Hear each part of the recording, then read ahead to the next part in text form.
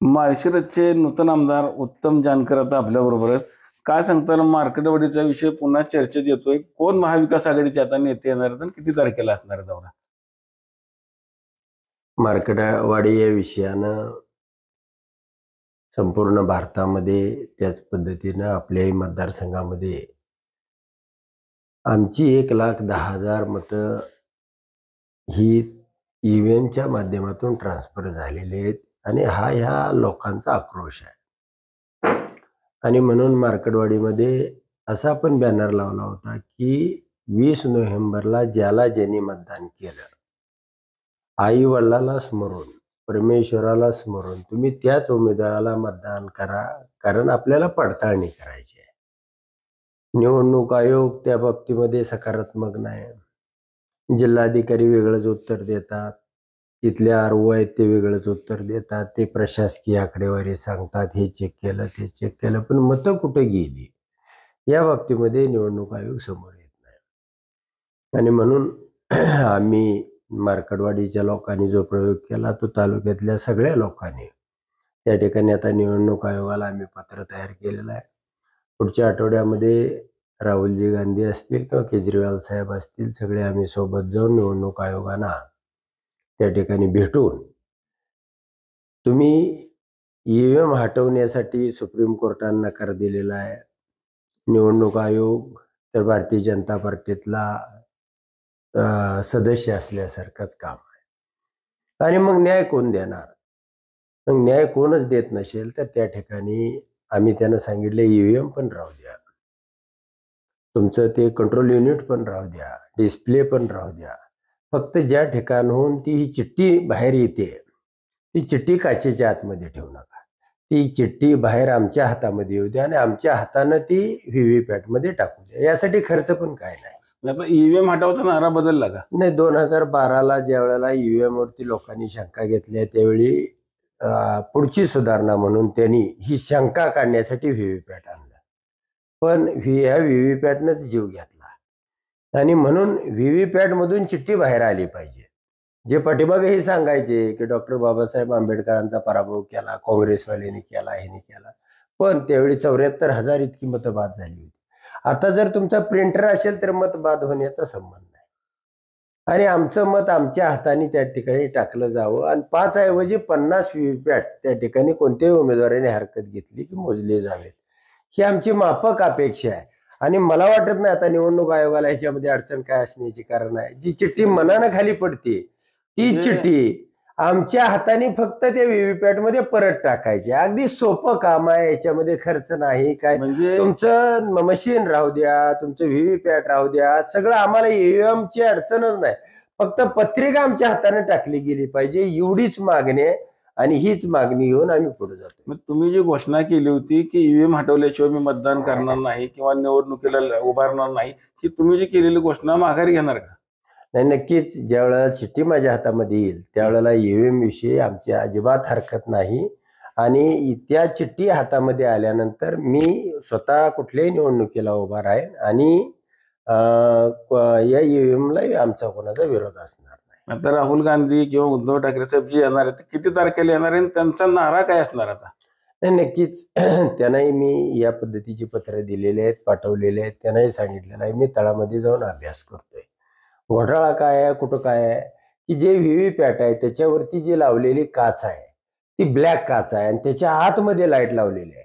जर ती साधी पारदर्शक पांढरीच काच असते तर लोकांना चिठ्ठी खाली पडलेली दिसते. लाईट विजली की ते काचेमधून काही दिसत. किती तारखेला येणार आहे सगळे नेते? आता हे 5 तारखेला उद्धवजी येणार आहेत आणि 10 तारखेला साधारणपणे एखाद दुसरा दिवस मागं पुढं, पण त्यांनी 10 तारीख आता त्या ठिकाणी फिक्स केलेले आहे. राहुल गांधी सोबत प्रियंका गांधी येण्याचंही प्रयोजन आहे.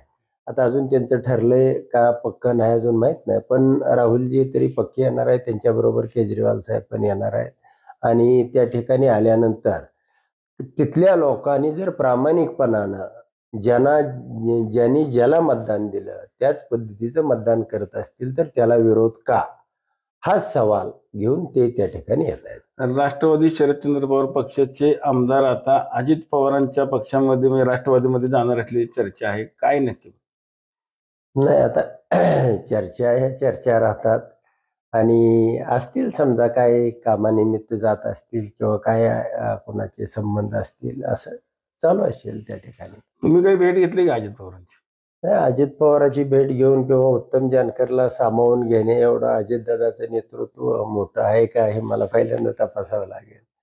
आणि तेवढं मोठं नेतृत्व असेल तर मग मी दादा बरोबर जाईल. पण त्या अजितदादांची कपॅसिटी मला पहिल्यांदा चेक करावी लागेल. शरद पवार गटाचे सगळे खासदार देखील मोदी साहेबांना सपोर्ट करणार असल्याची चर्चा आहे. त्याच्या बैठका देखील झालेल्या आहेत, भेटीगाठी झाल्यात मोदी साहेबांबरोबर. काय नक्कीच? नाही, जगामध्ये काय झालं किंवा काय चर्चा झाल्या ह्याला फार महत्व नसतं. पवारसाहेब हे लढाऊ नेतृत्व आहे. त्यांनी अनेक जय पराजय पाहिलेले आहेत आणि एक तत्व घेऊन चालणारा हा निधड्या छातीचा हा महाराष्ट्राचा सह्याद्री आहे. पवारसाहेब कुणीही सोबत नसले, उत्तम जानकर सुद्धा, तरी सुद्धा ते चालत राहतील ही अपेक्षा आहे. तुमच्या बरोबर किती आमदार आहेत, किती सगळे अजित पवार गटात जायला इच्छुक आहेत? माझ्या बरोबर आता आमदार असं आहे, आमची एकूण आहेत 10 आमदार. आणि अजित पवार, मी म्हटलं की त्याला अजित पवारामध्ये तेवढी त्यांच्यामध्ये ताकद आहे का सामावून घेण्याची, किंवा त्यांच्यामध्ये तेवढं नेतृत्वाची कपॅसिटी आहे का? आणि उत्तम जानकरला सामावून घेणारा अजून मला वाटत नाही कुठं नेता तयार झाला असेल. मलाच तयार व्हावं लागेल एक दिवस. पवार साहेब आहेत, पवार साहेबांच्या विचाराने काम करू. मस्साजोगची जी घटना झालेली, हत्या झालेली आहे, काय तुमच्या पक्षाची भूमिका असणार आहे? नाही, नक्कीच ती महाभयानक कृत्य, महाराष्ट्राला लाजवणारं, काळिमा फासणारं आणि आपल्या सगळ्या म्हणजे सामान्य लोकांच्या काळजाचा ठोका चुकवणारं, काळजाची चिरफाड करणारं असा तो अतिशय हृदयद्रावक प्रसंग आहे. आणि हे गुंडगिरीचं राज्य त्या ठिकाणी, म्हणजे एक माणूस आमच्यात तो बीडमधनं आला आहे. मला तर म्हणायचं आहे त्याचा त्या वाल्मिकी कराडचा हा भावबिव आहे का काय, काय त्याची भाषा, काय ज्यानं मला आमदार केलं त्याला घोडा लावल्याशिवाय, चांगल्या चांगल्याला घोडा लावल्याशिवाय, म्हणजे ह्याच्यामध्ये काय नेमकं हे आहे. म्हणजे हा वाल्मिकी कराडच्या टीम मध्ये तयार झालेला हा माणूस आहे. आणि म्हणून देवेंद्र फडणवीसने त्याला तेवढ्यासाठी उचलला. हा गुंडा माणूस आहे, हा लागणार आहे. आणि त्या ठिकाणी मोहिते पाटील आणि जानकरांची दोघांची जिरवण्यासाठी ही गुंड माणसं आपल्या सोबत असली पाहिजे. त्याला सरकारची ताकद देऊ, त्याला सरकारचं प्रोटेक्शन देऊ, त्याच्या मागे सरकार उभा करू. आणि म्हणून हा काय कराड सुद्धा एका वर्षात किंवा 2 महिन्यात तयार झाला नाही. याला सुद्धा 15-20 वर्ष सत्तेच्या माध्यमातून अजितदादा असतील, फडणवीस साहेब असतील, अनेक लोकांनी त्याला ताकद दिली. आणि त्यामुळं तो अशी काय मारण्याची, म्हणजे जी छत्रपती संभाजी महाराजांचा जय पद्धतीनं छळ करून औरंगजेबानं मारलं, मग हे राज्य चालवणारे औरंगजेब आहेत का? ही महाराष्ट्रातल्या जनतेला पडलेला प्रश्न आहे. आणि अशा पद्धतीनं लायटरनं डोळं जाळणं, संभाजी महाराजांचे तर डोळे काढले होते, पण ह्यांचे डोळे जाळणं, तोंडामध्ये लघवी करणं, आणि हा महाराष्ट्र पाहतोय. नाही, समजण्या पलीकडचं आहे. म्हणून म्हटलं की त्याला नुसता तो एक नाही, किती खून केले तिथं लोकांनी सांगत होते की कोणाचाही पाय तोडला तर पोलीस स्टेशनच्या दारात 2-2 दिवस बसला तरी त्याचा कुणी तिथला एसपीच हे नेमताय, जिल्हाधिकारीच हा करार नेमतो. या घटनेमागे सरकार आहे? नाही, सरकार नाही. धनंजय मुंडे सरकारशिवाय ही यंत्रणा तयार, कुठलाही गुंडा ताणून मारतील ना लोक अर्ध्या तासात, कुठलाही गुंडा असू द्या. अगदी आता मानमध्ये गुंडगिरी व्हायला लागली होती. लोकांनी तिथं त्या देशमुख कुटुंबाच्या लोक म्हणजे एकवटले, जयकुमार गोळ्याला पळून जावं लागलं. हे कुठलीही गुंडगिरी काय अशी तुम्हाला राजाश्रय असल्याशिवाय पडून येता येत नाही. आणि राजाश्रयाशिवाय तुम्हाला कोण गुंडाला मान्यता देत? ज्या वेळेला सगळे, म्हणजे आमच्या सुद्धा कार्यक्रमाला मी गेलो होतो एकदा, त्यावेळेला जयंतराव पाटील सुद्धा म्हणले होते, ज्यांनी या जिल्ह्याचं आणि या परळीचं हे जे साम्राज्य धनंजय मुंडेंचं उभा केलंय ते वाल्मिकी कराड मला कुठं दिसत नाही. त्यावेळेला माणसात बसलेला होता असा आला. म्हणजे आमच्या पक्षामध्ये सुद्धा त्यावेळेला त्याचं नाव घेतलं गेलं. कुणी असेल, पंकजा मुंडे असेल, म्हणजे ज्या जिल्ह्यामध्ये समजा at a time Dhananjay Munde परळीमध्ये असतील आणि हा वाल्मिक कराड परळीमध्ये असेल, तर मी माझ्या डोळ्याने चित्र बघितलंय.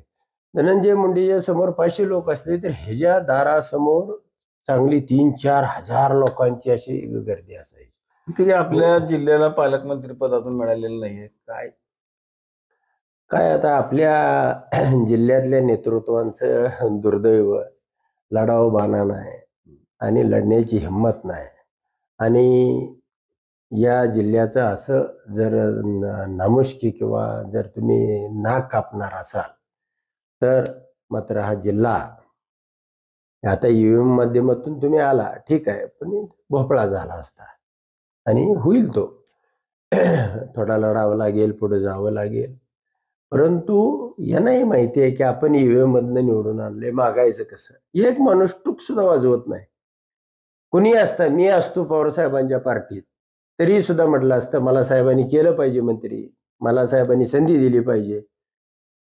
हे का म्हणत नाही? त्यांना माहिती आहे मशीनमधनं आलोय, आपल्याला 25%च मत आहेत, 75% लोक विरोधात आहेत, काय करणार. म्हणून त्यांची सुद्धा बेहाल आहे. अमित शहाच्या वक्तव्याचा आता ठिकठिकाणी निषेध केला जातोय, काय नक्कीच त्याला हे जे पोटामध्ये होतं ते ओटात आलं. आणि जी मानसिकता होती गावगाड्यातला हा माणूस, म्हणजे बाबासाहेब आमच्यात जन्मले नसते तर काय झालं असतं. हा माणूस म्हणजे आज मंदिरात बी दिसले नसते, आपल्या घरामध्ये दिसले नसते. ही माणसं कोसो दूर राहिली असती. आणि अशा माणसाविषयी ज्यानं समता दिली, माणूस म्हणून जगण्याची हिंमत दिली, संविधान दिलं, लोकशाही दिली, या लोकशाहीच्या माध्यमातून एखादी निवडणूक हे सत्तेवर आलेली असतील, पण अशा पद्धतीचं बेताल वक्तव्य करणं, 7 जन्मात म्हणजे स्वर्ग प्राप्त झालं म्हणजे आम्ही काय नरकात, बाबासाहेबाचं नाव घेतलं म्हणजे आम्ही नरकात जातो, हे किती भयानक त्याचा हे आहे. आणि त्याची ही सुद्धा नाही. म्हणजे बाबा एखादा माणूस अनावधानानं बोलला, एखादा माणूस म्हणजे चुकून बोलू शकतो, म्हणजे त्याची पश्चाताप सुद्धा नाही. रणजितसिंह मोहिते पाटलांना आता कारणे दाखवा नोटीस आलेली. राम सातपुतेने अतिशय उचलून विषय धरला की त्यांची हकालपट्टी झाली पाहिजे. काय होईल नक्की? नाही, आता तो तर मी सांगितलं की तो मालतेळाला, तो त्या वाल्मिक कराडचा म्हणजे हा बीडचाच आहे, वाल्मिक कराडचा सावत्र भाऊ आहे. आणि काय करेल हिथंही दापाच खून कारखान्याचे करेल, माणसांचे करेल. बघूया, आम्ही या तालुक्यातला आहे, याच गावच्या बाबळे, याच गावच्या बोरी, किती खून करतोय, किती साखर कारखाने त्या ठिकाणी कुलप घालतोय, बघायचं आहे. ईव्हीएम हटावची भूमिका तर आपली बदलली म्हणायचं नाही. ईव्हीएमच्या हटावची भूमिका चिठ्ठी हातामध्ये आली की पूर्णपणे बदललेली आहे. आमच्या हाताने ती चिठ्ठी टाकली गेली पाहिजे. ईव्हीएमला आमचा आता अजिबात विरोध नाही. आपण बघितलं असेल की आता ईव्हीएम हटावची भूमिका आता जानकर साहेबांनी बदलली असून ईव्हीएम मधून येणारी जी व्हीव्हीपॅटची जी चित्र आहेत ते आता त्यांच्या हातामध्ये आलं पाहिजे, अशी भूमिका आता त्यांनी घेतलेली आपल्याला पाहायला मिळत आहे. वेळापुरातून कॅमेरामन जगदीश रवी लवेकर, TV9 मराठी.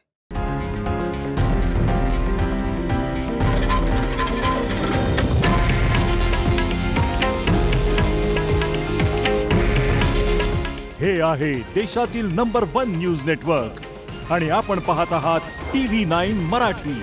काळजी तुमची, हित महाराष्ट्राचं.